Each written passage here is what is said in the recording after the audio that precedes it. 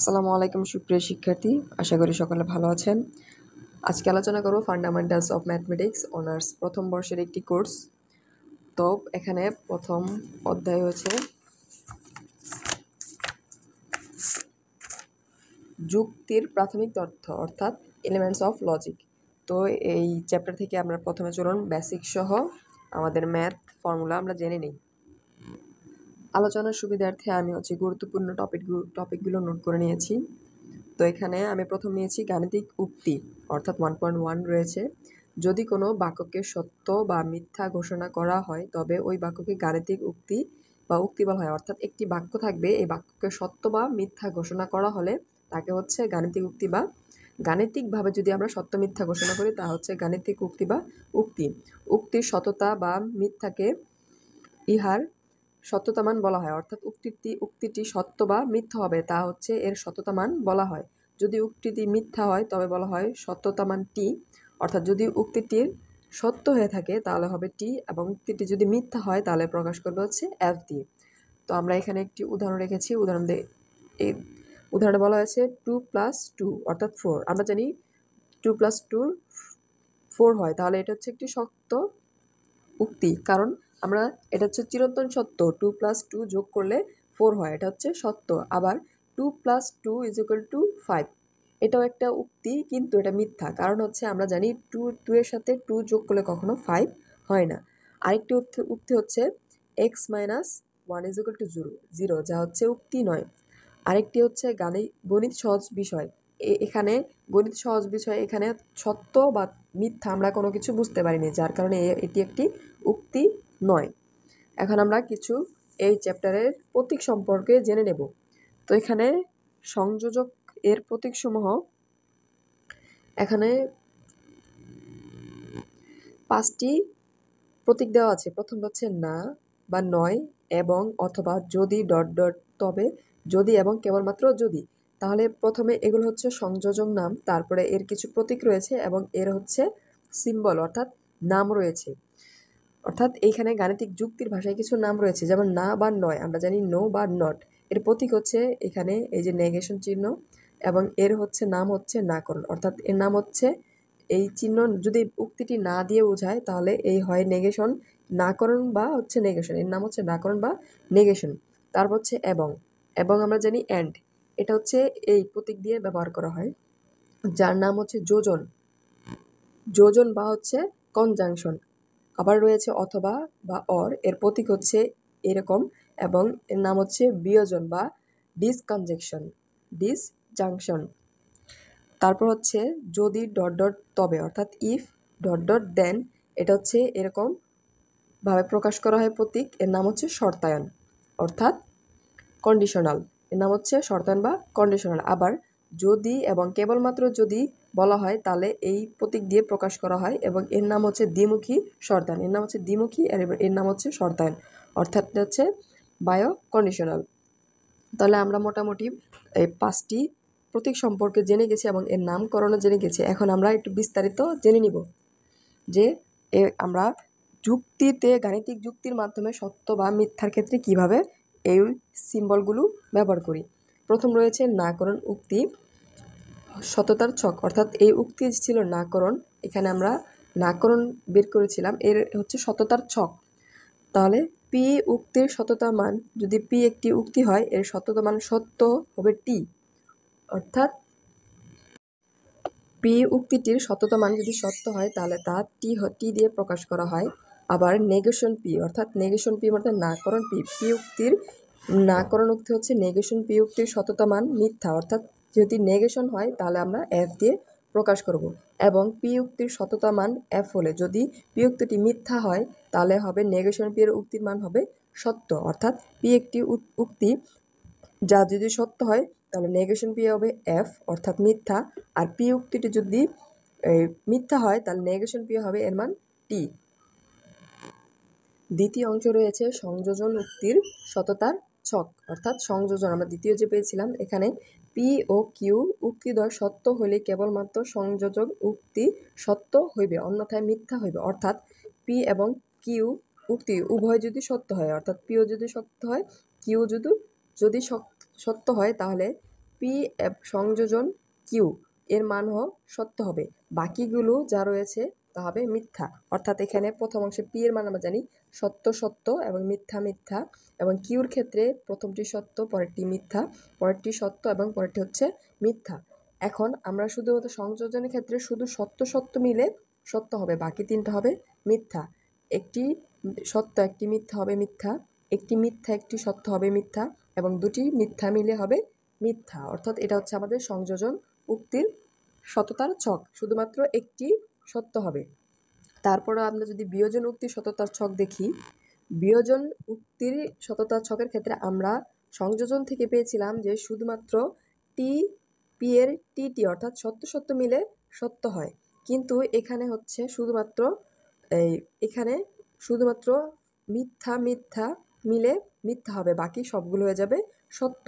তাহলে এই অংশে আমরা পাই পি ও কিউ উক্তিদ্বয় মিথ্যা হইলেই কেবলমাত্র বিয়োজন উক্তি মিথ্যা হইবে, অর্থাৎ শুধুমাত্র মিথ্যা মিথ্যা মিলে মিথ্যা হবে, বাকি অন্যথায় সব সত্য হইবে।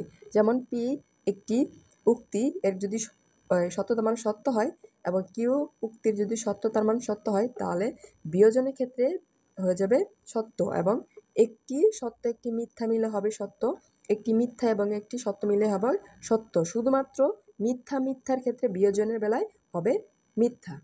তারপর হচ্ছে 4 নাম্বার হচ্ছে শর্তায়ন উক্তির সত্যতার ছক।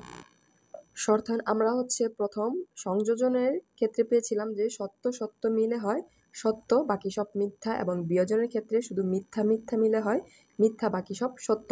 এখন সংযোজনের ক্ষেত্রে আমরা শুধু পাই টি এবং এফ, অর্থাৎ একটি প্রথম অংশ যদি সত্য হয় পরের অংশ যদি মিথ্যা হয় তবেই মাত্র মিথ্যা হবে, বাকি সব ক্ষেত্রে হচ্ছে সত্য। তাহলে আমরা শর্তায়ন উক্তি হচ্ছে পি সত্য এবং কিউ মিথ্যা হইলেই, অর্থাৎ পি অংশ পি এর হবে সত্য এবং কিউ হবে মিথ্যা, কেবলমাত্র শর্তায়ন উক্তি মিথ্যা হইবে, এই শর্তায়ন উক্তি হবে মিথ্যা, বা অন্যথায় সত্য হইবে, অন্যথায় বাকিগুলো হবে সত্য। অর্থাৎ সত্য সত্য মিলে সত্য, মিথ্যা সত্য মিলেও সত্য, মিথ্যা মিথ্যা মিলেও সত্য, শুধুমাত্র প্রথম অংশ সত্য, তারপর উক্তি যদি মিথ্যা হয় তাহলে হবে মিথ্যা। এখন আপনাদের বোঝার সুবিধার্থে একটা ম্যাথ সলভ করে দিই, তাহলে আপনারা অতি সহজে বুঝতে পারবেন। তো প্রথমে অংশে আমরা নিয়েছি এক্সাম্পল 1-এর 5 নাম্বার, যে নিম্নের উক্তির সততার ছক গঠন করো। উক্তিটি হচ্ছে নেগেশন পি সংযোজন কিউ, তারপর হচ্ছে বিয়োজন, এর নাম হচ্ছে বিয়োজন, আবার নেগেশন হচ্ছে কিউ দ্বিমুখী শর্তায়ন পি। তাহলে এর ছক যদি সততার ছক আমরা নির্ণয় করি তবে আমরা পাই। তো প্রথম ক্ষেত্রে আমাদের উক্তি রয়েছে দুইটি, আমি উক্তিগুলো বসিয়ে দেব, রয়েছে পি এবং কিউ। তো আমরা পি উক্তির ক্ষেত্রে মান জানি হচ্ছে প্রথম সত্য সত্য, তারপর হচ্ছে এফ। দুঃখিত, এখানে আমার একটি ঘর লাগবে, এখানে ঘর হবে এদিকে 5টি, কারণ এখানে প্রথম অংশে আমি উক্তি বসাবো, তারপর হচ্ছে উক্তি মান, যেমন উক্তিটি সত্য সত্য, তারপর হচ্ছে মিথ্যা মিথ্যা, দুটি ফলস। এবং কিউর ক্ষেত্রে আমরা জানি প্রথমটি হবে সত্য টি, পরেরটি হবে মিথ্যা, তারপর হচ্ছে আবার টি, তারপর হচ্ছে আবার এফ।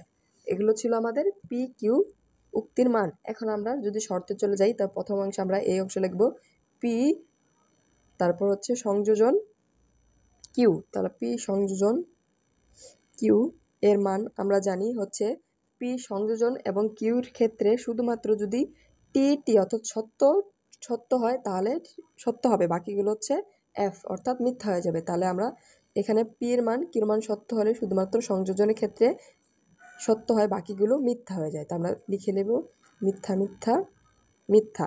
তারপর হচ্ছে আমরা পি সংযোজন কিউ বের করেছি, এখন আমরা এর পূর্বে যেহেতু নেগেশন রয়েছে তা আমরা এই অংশ বের করব নেগেশন পি সংযোজন কিউ।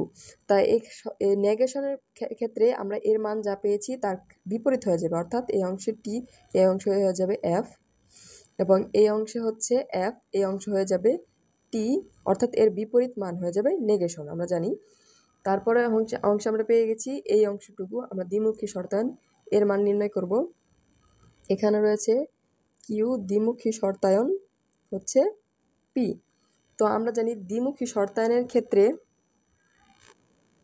শুধুমাত্র সত্য সত্য সত্য হবে এবং মিথ্যা মিথ্যা, দুটি মিথ্যা মিলে সত্য হবে, বাকি দুটো মিথ্যা হয়ে যাবে। তাহলে সত্য সত্য হয়ে যাবে সত্য এবং মিথ্যা মিথ্যা মিলে হয়ে যাবে সত্য, বাকি সত্য এবং মিথ্যা মিলে হয়ে যাবে মিথ্যা এবং মিথ্যা এবং সত্য মিলে হয়ে যাবে মিথ্যা। এখন এই অংশের আমরা নেগেশন অংশ বের করি। তাহলে নেগেশন কিউ দ্বিমুখী শর্তায়ন পি, অর্থাৎ এর অংশের নেগেশন অর্থাৎ নাকরণোক্তি বিপরীত, অর্থাৎ টি থাকলে এখানে হবে এফ, অর্থাৎ মিথ্যা, এখানে মিথ্যা রয়েছে, এখানে হবে সত্য, এখানে মিথ্যা হয়ে যাবে সত্য, এখানে রয়েছে মিথ্যা সত্য, এখানে হয়ে যাবে মিথ্যা। অর্থাৎ আমরা শর্ত এই অংশের মান বের করেছি, এই অংশের মান বের করেছি। এখন আমরা এখানে বিয়োজন চিহ্ন দেওয়া আছে এই অংশের এবং এই অংশের বিয়োজন আমরা নির্ণয় করব। তাহলে সম্পূর্ণ শর্ত আমরা তুলে নিই। নেগেশন পি সংযোজন পি বিয়োজন নেগেশন কিউ দ্বিমুখী শর্তায়ন পি। এখন এই অংশের এবং এই অংশের বিয়োজন আমরা নির্ণয় করব। বিয়োজনের ক্ষেত্রে আমরা জানি হচ্ছে শুধুমাত্র হচ্ছে এফ এফ, অর্থাৎ মিথ্যা মিথ্যা মিলে হয়ে যাবে এফ, অর্থাৎ মিথ্যা মিথ্যা মিলে মিথ্যা হবে, বাকি সবগুলো হয়ে যাবে সত্য। তাহলে এখানে এই অংশে মিথ্যা মিথ্যা রয়েছে, মিথ্যা মিথ্যা মিলে হয়ে যাবে মিথ্যা, বাকি 3 অংশ হয়ে যাবে সত্য, টি টি এবং টি। আমি আবারও বলছি যে বিয়োজনের ক্ষেত্রে আমরা এই যে বিয়োজন চিহ্ন এর ক্ষেত্রে আমরা শুধুমাত্র মিথ্যা মিথ্যা মিলে মিথ্যা হবে, বাকি সত্য মিথ্যা বা সত্য সত্য বা সত্য মিথ্যা মিলে হয়ে যাবে আমাদের সত্য। এই ছিল আমাদের এই অংশের সত্যতার ছক। এরপর আমরা এক্সাম্পল, তো এই অংশে এখানে দেওয়া আছে হচ্ছে একটি শর্ত দেওয়া আছে পি সংযোজন কিউ, তারপর একমুখী শর্তায়ন, তারপর দেওয়া হচ্ছে কিউ দ্বিমুখী শর্তায়ন পি দ্বিমুখী শর্তায়ন কিউ। তো এই অংশে যদি আমরা নির্ণয় করি, প্রথমে আমাদের শর্তগুলি লিখে নেব। শর্ত হচ্ছে পি এবং কিউ। পি ক্ষেত্রে আমরা জানি প্রথম দুই অংশ হচ্ছে সত্য, তারপর 2 অংশ হচ্ছে মিথ্যা, অর্থাৎ সত্য সত্য মিথ্যা মিথ্যা। কিউর ক্ষেত্রে আমরা পাই একটি সত্য একটি মিথ্যা, একটি সত্য এবং একটি মিথ্যা। তাহলে প্রথম শর্ত হচ্ছে পি সংযোজন কিউ। তাহলে আমরা লিখি পি সংযোজন কিউ। আমরা ইতিপূর্বে জেনেছি যে সংযোজনের ক্ষেত্রে শুধুমাত্র সত্য সত্য মিলে হয় হচ্ছে সত্য, আর বাকিগুলো হচ্ছে মিথ্যা হয়ে যায়। তাহলে আমরা সত্য সত্য মিলে আমাদের হয়ে গেল সত্য, বাকিগুলো হয়ে গেল মিথ্যা, তা আমরা মিথ্যা দিয়ে দিলাম। তারপরে শর্ত হচ্ছে আমাদের পি দ্বিমুখী শর্তায়ন কিউ।